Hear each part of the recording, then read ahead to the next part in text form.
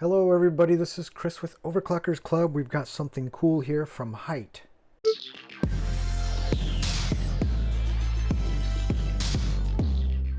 So today we've got the Y60, a modern aesthetic case. I always like looking at cases that are a little different. I think we'll see that this one is just a little different than what you typically see. Now previously I had an opportunity to check out the Revolt 3 from HYTE. It's a cool little mini ITX motherboard form factor case, so if you're going to do a mini ITX build, this is one you might want to check out. I'll post a link in the description. And the Y60 does come in several different varieties, several different flavors, as I like to say. We'll check that out here a little later. So looking at the front of the box, it's got panoramic glass, vertical graphics, and cold floor chassis. Who doesn't like a good cold floor on their chassis?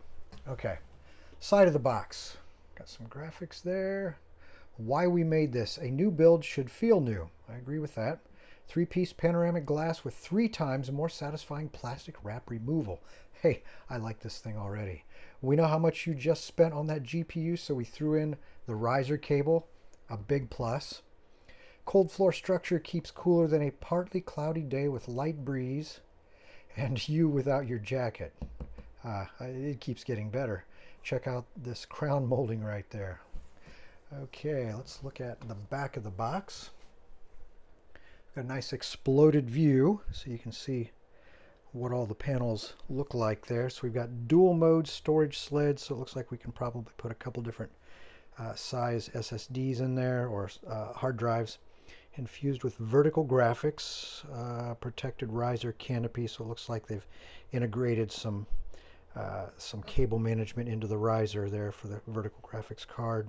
Panoramic 3-piece tempered glass, cold floor cooling, so they must channel cool air in from the bottom somehow. Ultra thick radiator support. This looks like it's got a side radiator mount capability. Cable management anti-chamber. All right, well, let's see what the specifications look like here. On the side, so dual chamber ATX case. We'll see what that's all about here in just a little bit. So color, we've got white, black, black on black. So it looks like white with black, black with black, and red with black. So those are the 2 main variations, or the 3 main variations. Case dimensions 456 by 285 by 462. ABS, steel, tempered glass on the case materials. Motherboard support. So we go from an ITX to a micro ATX, ATX, and an extended ATX. So that's a nice range of motherboard sizes. Standard ATX power supply, we can go up to, it looks like 375 millimeters in length on the video card. Fan support, so the sides we can go with 2 120s, or I don't know if that's a single 140 or 2 140s, we'll have to check that out. Top, we get 3 120s, rear 1 120, or let's see, okay, so there's one 120 millimeter 1300 RPM fan included. On the bottom you've got 2 120s or a single 140, I'm not sure exactly. 2 120s or okay, so 2 120 millimeter fans are already there included. That's good. Radiator support, so side we've got 120, 140, 240, 280 up to 150 millimeters thick. Top we can go 120, 240, 360 up to 28 millimeters thick. And the rear you've got up to 120 millimeters. CPU cooler height, 160 millimeters. That's important if you're going to run an air cooler in your system. Storage, we've got space for 2 3.5-inch drives, or 4 2.5-inch solid state drives. And anymore, most motherboards have several spots for your M.2 NVMe drives. Expansion slots, so 3 plus 6 half height. Front USB 2, front USB 3.2 type C. There's one audio, combination audio mic jack, dust filters, bottom, side, top. RGB lighting, none. That's unusual anymore. It seems like everything has RGB lighting. Okay, so now let's take a look at the case. Hopefully there's no damage there. Okay, so what I can tell, that ding on the box did not affect the case. And this is a fairly small case, but it's actually quite heavy. The glass side panels, along with the steel frame, make it fairly heavy. So I'm really anxious to see what this thing looks like. Okay, so first impression, I have to say, this is really nice. I like the different design style here. It's not something that I'm used to seeing, especially with the three panels. It's like an aquarium almost with the angled glass. I still have the plastic on it.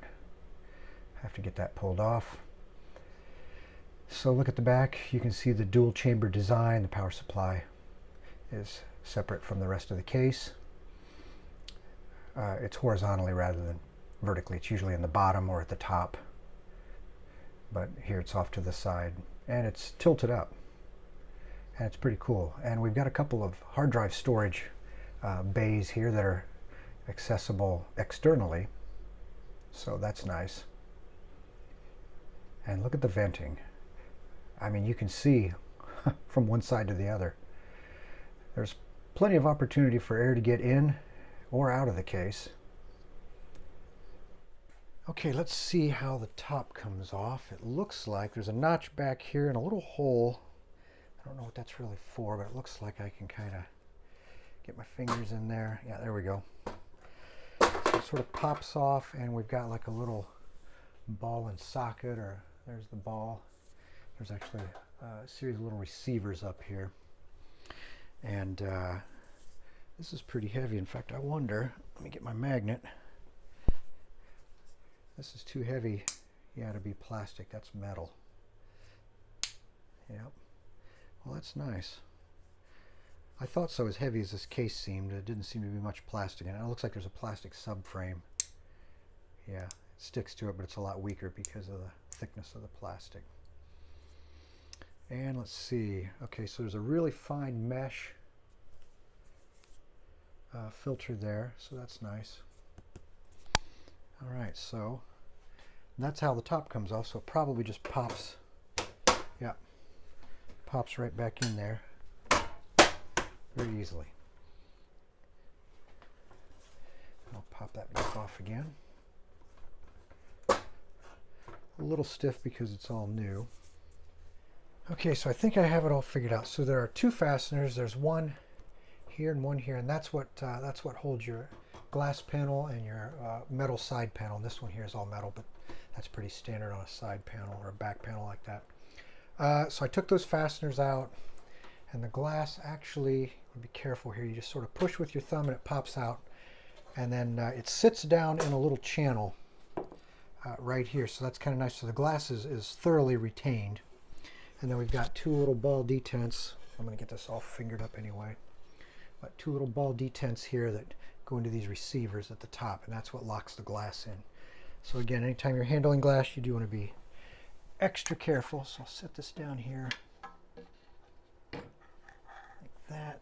And now this piece here appears to be, from what I can tell, okay, so this one is screwed in. So there are two screws at the top and some screws down here at the bottom to keep this piece in. So it's not really meant as a normal thing to be removed. So I'm going to leave this one in, but this panel here comes out, and it looks like, let's see, I already have that fastener out. And this one uses the same style of little ball detents and the receivers up here. And then it sort of fits into, you've got three little tabs in the bottom here, so there's one in the middle and one on each end, and they fit into these little slots that you can't see because I don't have the camera low enough. So let me do that.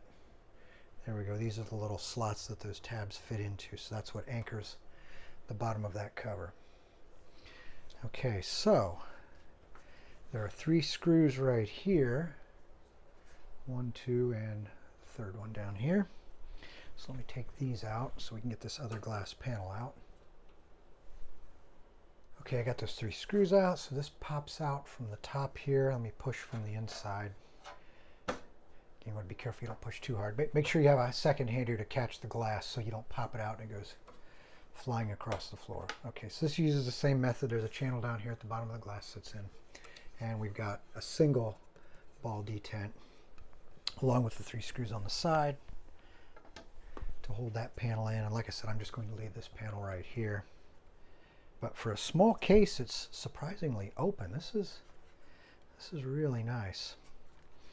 All right, so we can see the back of this chamber here that is opened up. This will really go a long way for cable management. So let's see, we've got a little hardware kit. Let's see what's in here. Okay, cable ties, motherboard screws, power supply screws, and it looks like, okay, an adapter. So that single microphone, headphone jack in the front, this is the adapter that lets you split it into two. And that's nice. Okay, now that I've got all of that apart, the other piece that I like, let's see, okay, so these are all riveted in. Actually, let me take apart the top. There's a, actually I'll just bring the whole camera over here. So on top you can see here's your radiator bracket. So this comes out to make your fan or radiator installation a little easier. And we're down to the last screw. And, oh yeah, that lifts right out. Very nice. Okay. So this looks like it will accommodate 3 120s or 2 140s. I'll see how that looks. See how well that fits. Sometimes it looks like you can do 2 140s and it's only set up to do one, but we will definitely confirm that. So the other nice thing about having all of this open is when you do your installation, a lot of times you've got to get to the power sockets on the top of your motherboard, and that can be very difficult if the top of your case is closed off and you can't access the top of your motherboard. So that is nice. Let's see. Let's look at this vertical GPU a little more here. So we've got a styrofoam piece here to keep things from moving around. So normally this will be unscrewed. So there's some retention screws, yeah, right there, and there, so that you can plug it into your motherboard, because this will have to get out of the way when you put your motherboard in. But you can see this is already mounted in position, and what is really nice is we have 3 slots, so this will or should fit some of your latest GPUs, which we will see. I've got a 4090 Founders Edition, and I've got a 4080 from MSI, the Supreme X, which is a monster card, so we'll see how well it fits in here. The other cool thing is they've taken into consideration the fact that if you've got a graphics card sitting here, you have to have airflow getting to that card, and we've got those 2 120mm fans in the bottom, so that is really nice. Now that I've got some panels off, this thing is a lot lighter, a lot easier to manage. So now let's get this bottom panel off. There we go. That just removes like that, so that gives you access to your fans to clean them if you need to. Let's see, that's really about all you need to do down here. And it looks like the screw holes here are set up for 2 140mm fans if you wanted to put those in the bottom instead of the 120. So that looks like that is an option. And again, this is really easy to remove to clean. It looks like it just pops in there like that. Yep, easy.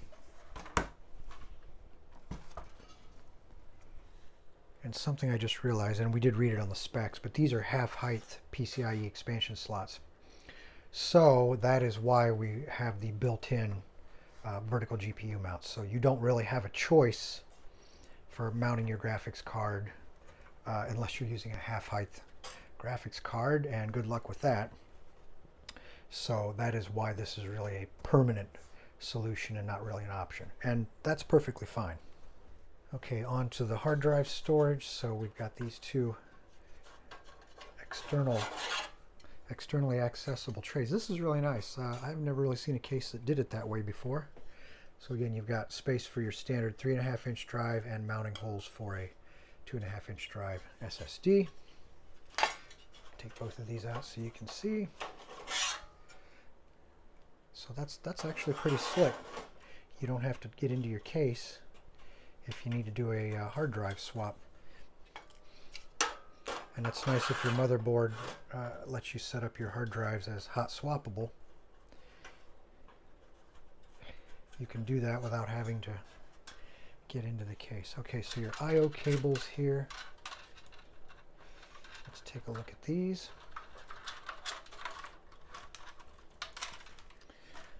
All right.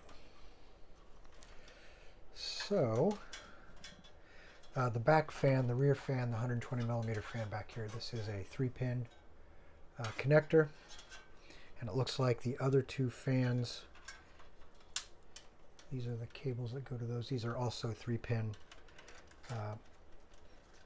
fans, 3-pin connectors. So there's your USB header, and we've got a there's your front panel I/O, and there's an HD audio, and then this one here, this is your USB Gen 2, and I'll point something out on this.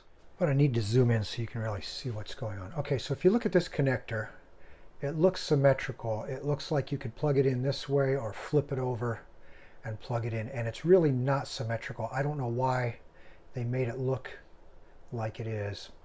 And if you try, you can force it in to the socket on the motherboard the wrong way, and you do not want to do that.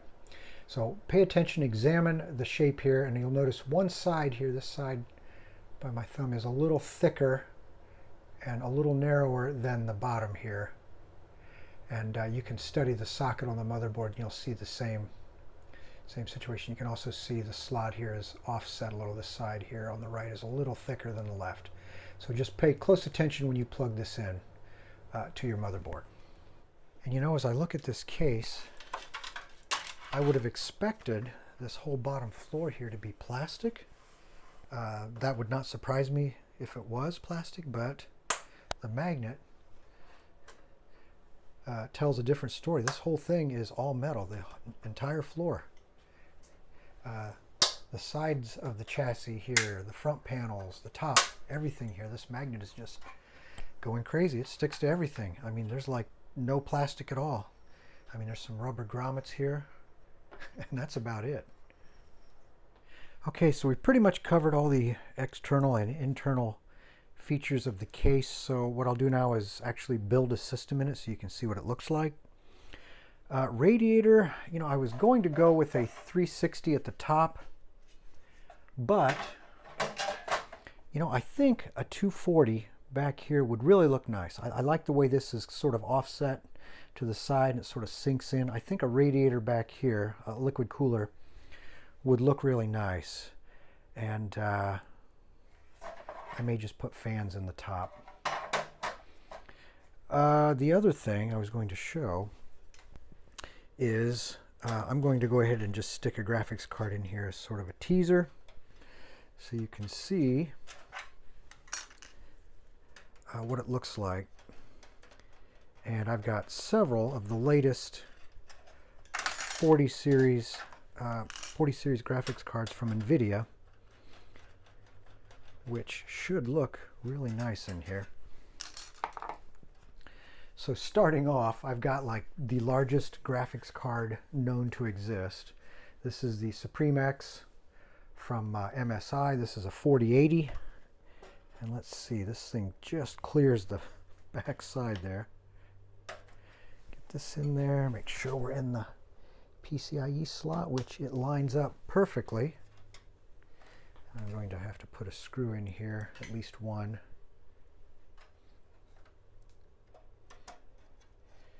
to hold the card in there properly. But you can see the size of this card.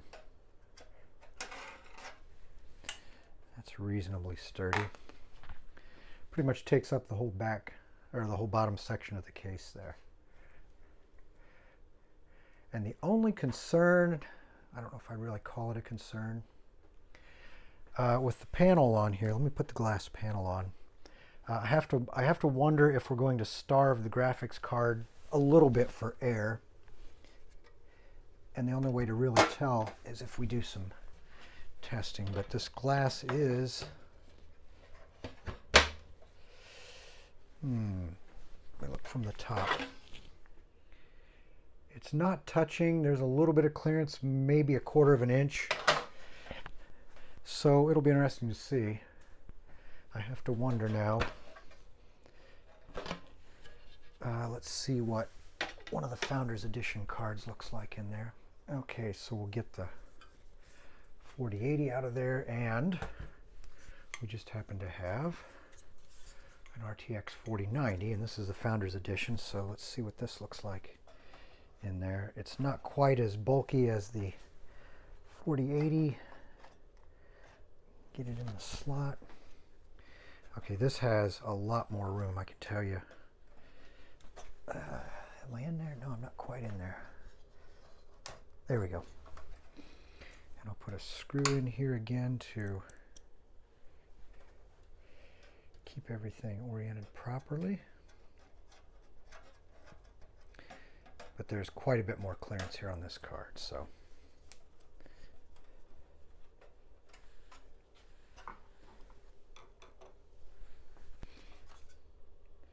Yeah, that looks pretty good. All right, let me get the glass back on.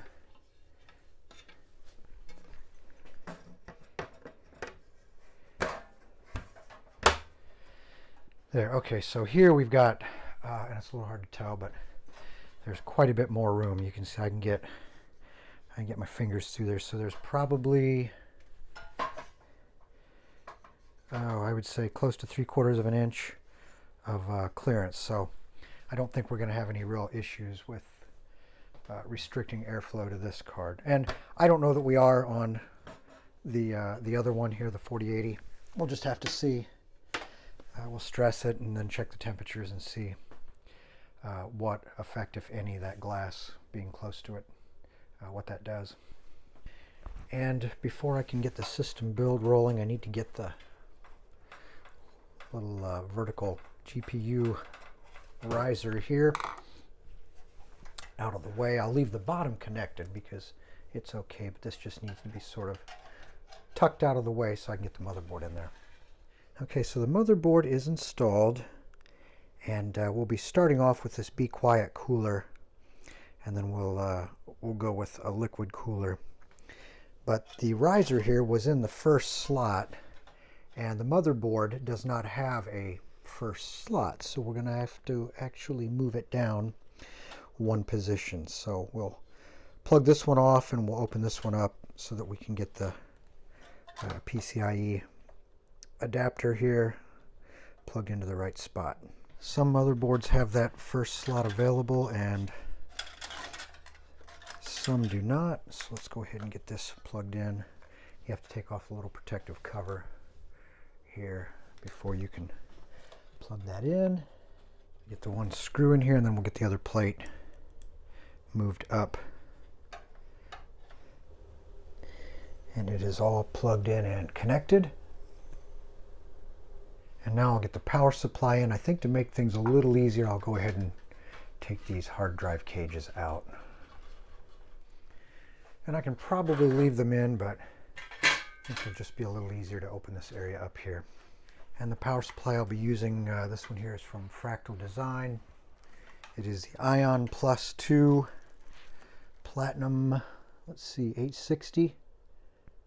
Yeah, so it's an 860 watt power supply. Now normally you need to sort of figure out, this is a fully modular power supply, so ahead of time you want to figure out exactly which cables you need to have plugged in. It just makes it a lot easier than trying to reach into a case and plug in your cables. But this, the access here to the power supply on this case makes that a non-issue, so you can plug any cables in at any time, and they're easily accessible over here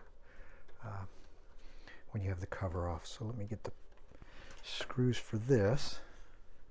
So the main 24-pin cable that goes to the motherboard, That one was actually pretty easy to plug in. It comes right around the grommet here through the side, and that plugs in. But I've got two cables here. These are for the CPU. You can see they're even marked CPU. And sometimes, especially when you use an air cooler, let me get the camera positioned a little better, you can have a hard time accessing your plugs up here at the top of the motherboard. This case has plenty of room. You can see I can push those cables right through there, no issues at all, so I can get these plugged in. And I mentioned that just because if you have your cooler installed and then you realize you forgot to plug these cables in at the top corner here, they can be very difficult to get to. But this case, with the top open and the amount of space there is above the motherboard, again, this is not an issue. All right, so now I can just get the rest of the stuff plugged in. Now things are going pretty well, except when I go to put this graphics card in. This is a 4090. The problem I'm running into, I'll show you after I get this screw in here. The problem I'm running into is, if you look right here, your power cable coming in is partially obscured by the fan, a little hard to see. And the power cables on these 40 series cards, you really don't want to stress them and bend them in weird ways to make things fit. So the solution would be, if I were going to use this cooler, to put the fan, instead of on the, I guess you call it the front side of the cooler, and put it on the back side here, so it's pulling air through instead of pushing air through. You could get by just fine with that. Now, not all cards are going to have the power connector in the exact same spot. This 4080, for example, you can see the power connector is way at the back, so getting the cable plugged in would not be an issue. And when using a Founders Edition card, whether it's a 4080 or a 4090, you're going to run into probably a similar issue with any large air cooler. So what I'll do is I'll move the fan to the other side. It's nice having the top of the case open like this. If I can get to the bottom fan clip, that might be, there we go. It's a little tricky getting in there. I probably should have taken the graphics card out. There we go. All right, so let me move this to the other side. Okay, so I had to get a little creative with the wire routing there, but I think we're good to go. So we'll get that top bracket in there, and I can put these hard drive cages back in.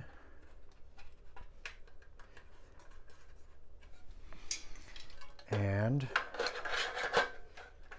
we'll get the other side panels on. We'll really be ready to fire it up. So the way this is laid out, there's actually a lot of room back here to stash all your cables, so your cable management is actually pretty nice. So getting the top panel on is easy. And now we'll get the side panel on. The nice thing with all that extra space for the cable management is you don't have to take your side panel and fight it trying to get it closed up. It's that easy. All right, now we're ready for the glass.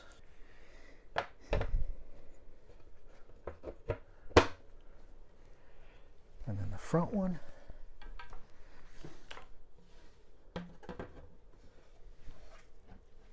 I guess I can go ahead and take that sticker off now.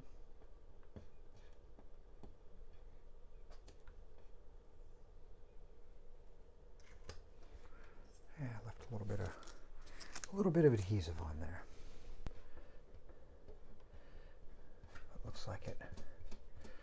mostly comes off.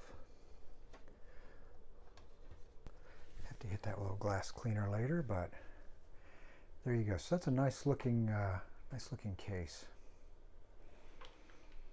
Okay, let's get some power to it. Okay, so you'll notice I've got a 2070 Super in here. When I powered it up, it did not like the 4090. My LED on the motherboard for VGA function was on solid, which is an indication you're not getting a good signal from your graphics card.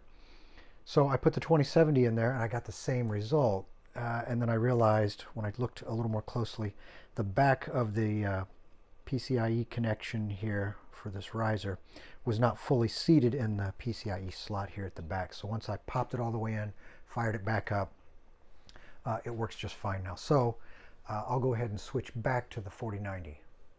So the 4090 is back in there. Let's go ahead and power it up. And then I'll get the glass back in, and we will see how the temperatures look when we put a little stress on the system.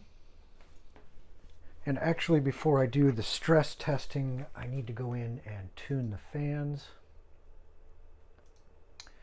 So let's go ahead and do that so that the fans will be running at the proper speeds. Okay, so what I'm doing here, I'm running MSI Combustor to stress the graphics card, and I'm going to monitor the temperature of the graphics card, which is way over there in the corner. Right now we're sitting at 57 degrees Celsius. I'll look to see where that maxes out, and that is with the included case fan. So you've got one exhaust fan, you've got two fresh air intake fans on the bottom that are actually doing a good job of blowing cool air up on the graphics card, but we have no other fans in the case. So I'll let this run a while, and then I will add a couple of fans to the back of the case, which actually this little area right in here. So I'll put two 120 millimeter fans, and we'll see if by bringing in more fresh air, cooler air, what effect that has on my graphics card temperature. So I'm at 59 Celsius so far. And the other thing I'm keeping an eye on, I'm using hardware info to monitor the CPU temperature. Now the CPU is not loaded right now. It is just idle, but it is pulling in the warm air from the graphics card, which is right below it. So that hot air is being pulled right into the to the CPU cooler. So what I want to see is what effect that has on the temperature. So right now we are running at, the CPU package is 55 to 57 degrees Celsius. So when I add a couple of fans to the back here, it'll be interesting to see what effect that has, not only on the graphics card, but on this particular cooler. All right, so we'll take a quick look with the thermal camera. Now there will be a lot of reflection on the glass, but you can see at the top of the case, there's a warm spot right here on the end. So that looks like where a lot of the heat has sort of accumulated, but over on the other end, it is a little bit cooler. Now we can sort of see the heat at the back of the case. This is where the exhaust fan at the rear of the case is, and of course there's the graphics card. You can see definitely a spike there. A little bit of warmth there on the power supply. Of course it's under a load. And the back of the case, this should be fairly cool. You can see a little bit of heat there accumulating again at the top.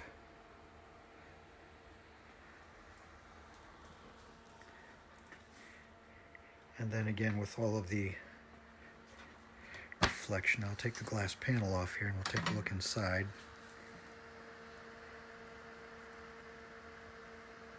So the bottom of the case though is fairly cool, so you can see the cool air coming in from those two fans at the bottom is helping to keep the bottom cool.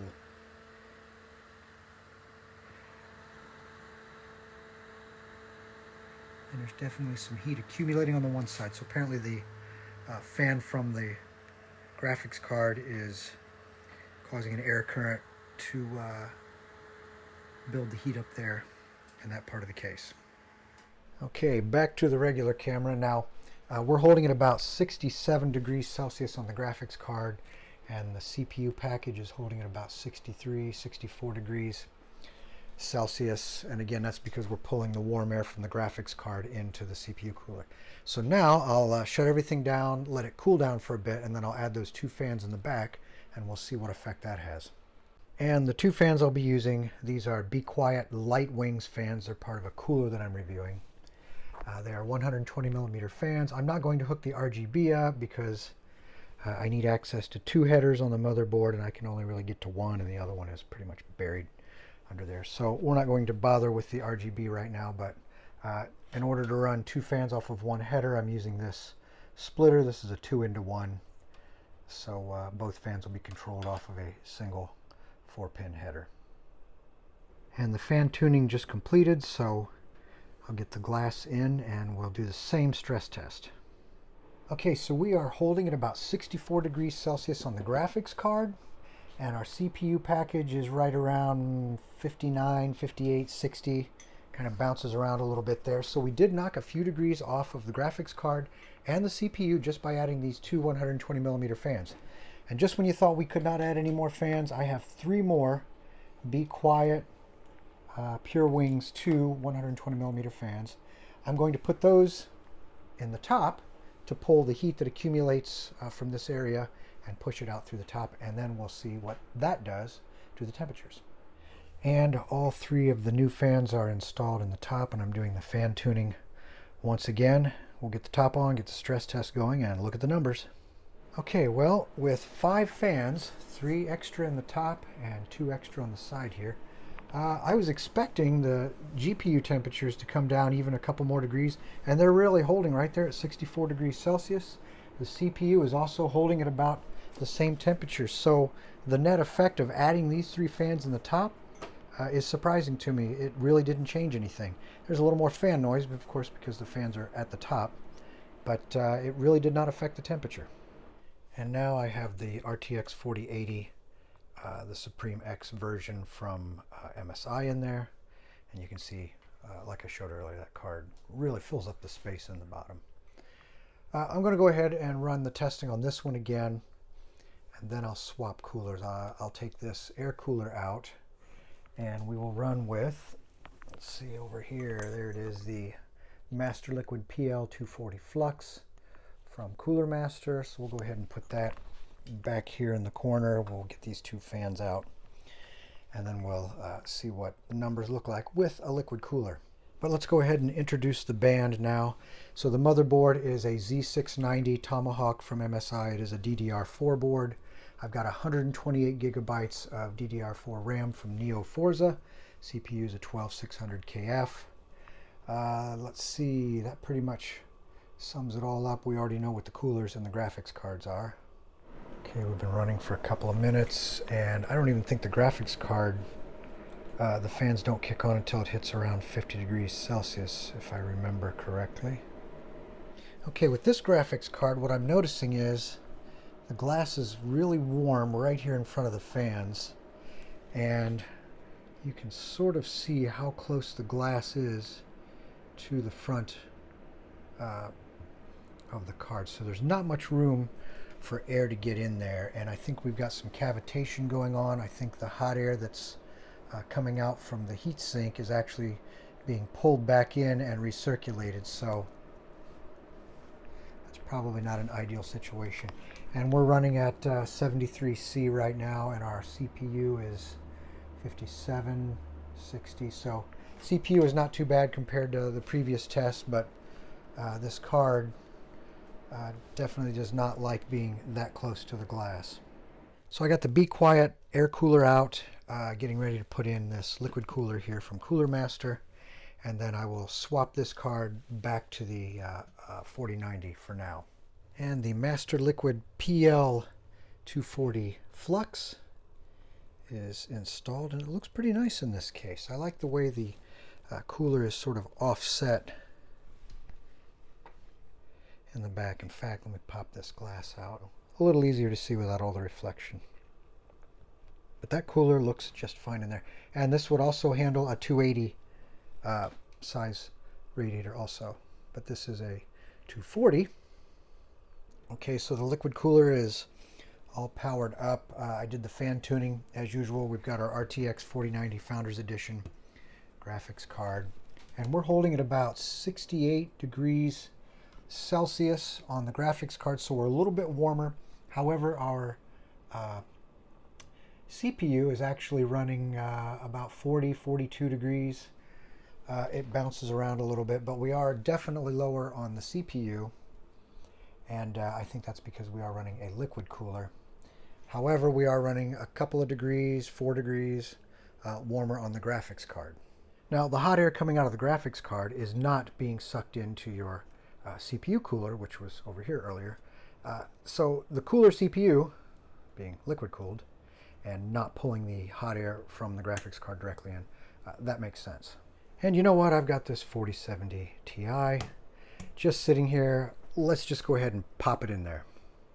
Okay, so clearly the 4070 Ti, this is an Asus card, is much smaller than the 4080. So the big thing is the clearance here we've got between the intake for the cooling fans and the glass. There's a lot more room. So we'll run the same test. Now, of course, this is a different card, so I can't expect to see the same numbers, but let's just see what we get.